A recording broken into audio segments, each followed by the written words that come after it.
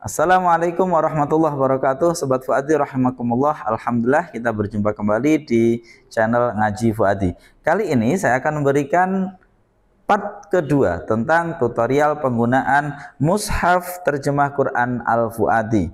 Bagaimana kita menggunakan mushaf ini agar dapat secara efektif, secara maksimal, benar-benar dapat digunakan untuk menganalisa kata per kata dari sisi nahwu dan sorofnya, kemudian menganalisa bagaimana i'rabnya.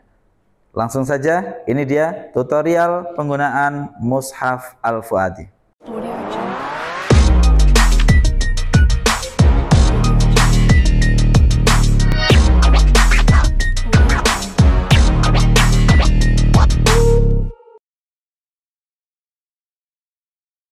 Bismillahirrahmanirrahim. Pada halaman daftar istilah Mushaf Al-Fuadi, kita lihat kemarin sudah kita bahas tentang istilah pada kalimat isim, mulai dari mubtada, khobar, fa'il, naibul fa'il, maf'ul bih sampai yang hal, dzaraf dan seterusnya. Cara membacanya sudah kita lihat. Berikutnya yang kedua adalah istilah pada kalimat fi'il. Pada kalimat fi'il ada istilah yang di sini diistilahkan dengan madhi, ya. Yang disebut dengan madhi di sini adalah fi'il madhi. Jadi kalau ada tertulis madhi maksudnya fi'il madhi.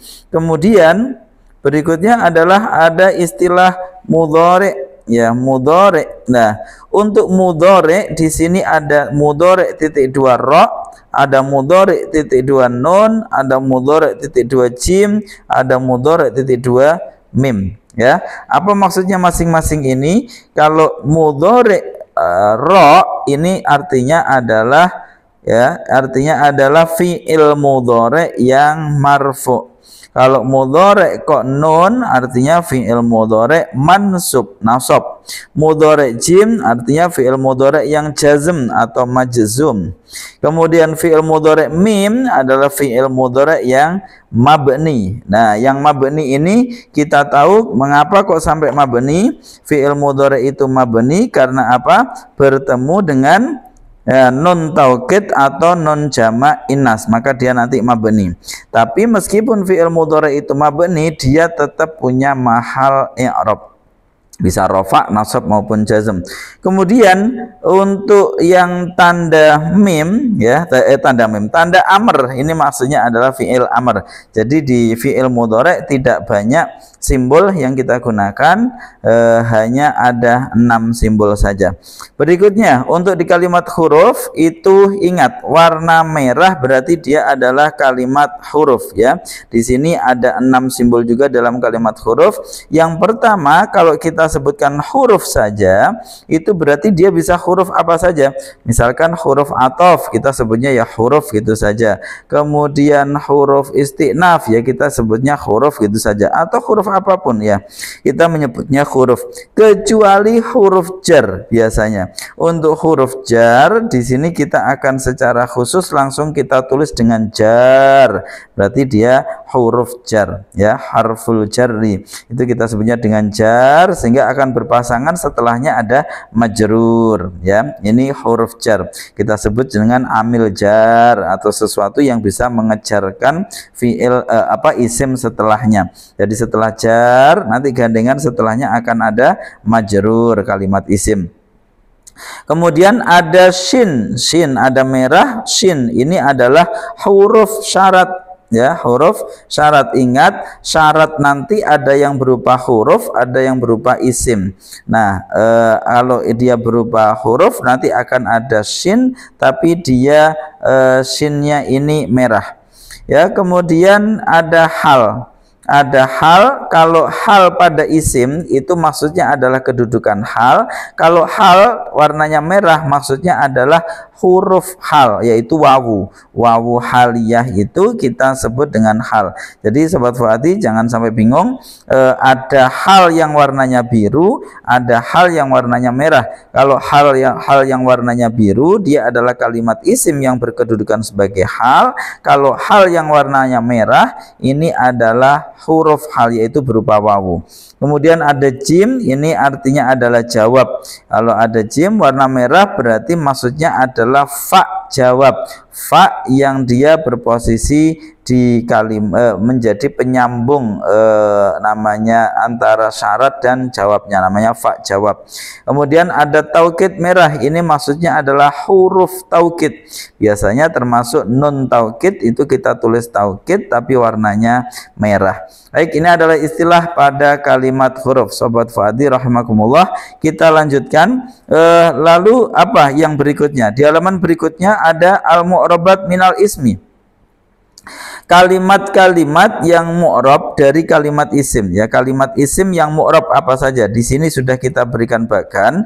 Isim-isim yang mu'rab di situ ada yang marfu, artinya i'rabnya rafa, ada yang mansub, artinya i'rabnya nasab, ada yang majrur, artinya i'rabnya jar, ya.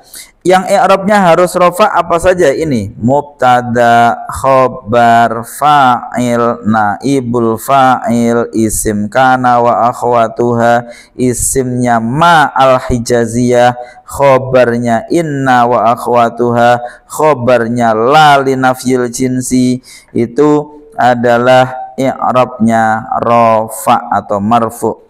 Kemudian ada isim-isim yang dia tapi ini tidak permanen. Kalau yang di atas ini tadi, ya, ini adalah isim-isim yang pasti i'rabnya rafa. Tapi kalau yang di bawah ini namanya at-tabi' lir marfu. Dia hanya rafa ketika kalimat yang diikuti itu rafa. Contohnya naat, ketika man'utnya rafa maka dia ikut rafa. Badal itu rafa ketika mubdal minhunya rafa. Taukid dia juga rafa kalau muakkadnya rafa. Ma'tuf dia juga rafa kalau ma'tuf alaihnya rafa, ya. Namanya at-tabi', kalimat-kalimat yang mengikuti. Baik, kita lanjut berikutnya. Yang kedua adalah mansub, yaitu kalimat-kalimat yang i'rabnya harus nasab. Apa saja? Yang pertama maf'ulun bih, maf'ul bih dibaca pada, ini adalah nasab. Hal, ini juga nasab dalam keadaan. Dzaraf, di yang menunjukkan waktu atau tempat, itu juga nasab atau mansub. Maf'ul mutlak kita baca dengan. Tamyiz kita baca apanya. Maf'ul li ajlih kita baca supaya, karena, untuk. Maf'ul ma'ah kita baca beserta atau bersama. Mustasna, ya, mustasna nanti dengan ketentuan khusus. Isimnya inna, ya, isimnya inna tidak dibaca apa-apa, tapi dia i'rabnya harus nasab. Kemudian isimnya la linafil jinsi, khobarnya kana wa akhwatuha, khobarnya ma al-hijaziyah, i'rabnya nasab.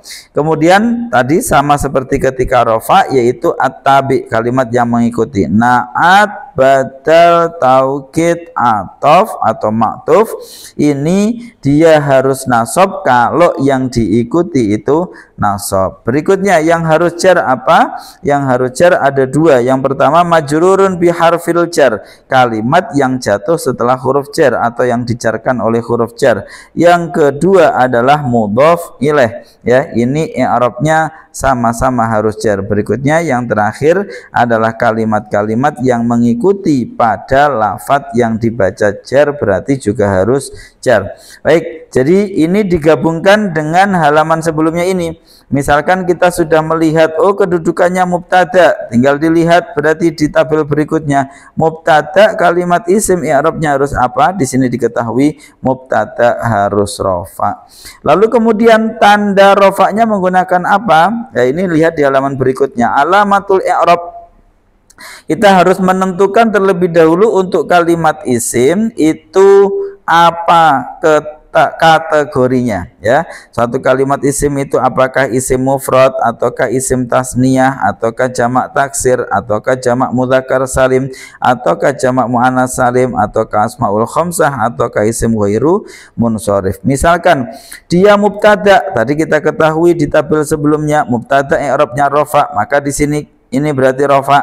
Kemudian kategorinya apa? Misalkan, oh kalimat ini kategorinya dia isim mufrad, maka kita di sini kita pastikan kategorinya isim mufrad.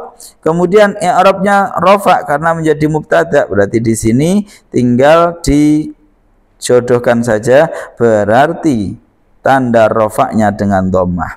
Misalkan dia jamak mudzakkar salim, kategorinya muslimuna, i'rabnya harus apa? Nasab. Tinggal ditemukan jamak mudzakkar salim ketika nasab ditandai dengan ya. Nah, sehingga bacanya muslimina dan seterusnya. Ini cara menggabungkan terkait dengan tanda-tanda i'rab dan juga kedudukan dan i'rabnya serta kategorinya. Seperti yang sudah terbiasa kita ikuti untuk sahabat Fuadi yang sudah mengikuti kajian-kajian mushaf terjemah Quran Al-Fuadi. Baik, berikutnya untuk kalimat fi'il bagaimana? Untuk kalimat fi'il kita bahas di pertemuan berikutnya tentang tutorial penggunaan mushaf terjemah Quran Al-Fuadi. Demikian, insya Allah semoga bisa memberikan manfaat, dan jika ada pertanyaan, hal-hal yang kurang jelas bisa ditanyakan di kolom komentar. Termasuk jika ada sahabat Fuadi yang belum memiliki mushaf terjemah Quran Al-Fuadi, segera miliki, jangan sampai kehabisan ya. Silahkan, untuk tombol link pembeliannya ada di kolom deskripsi. Sekian, terima kasih. Saya Muhammad Wahyudi, semoga bermanfaat. Assalamualaikum warahmatullahi wabarakatuh.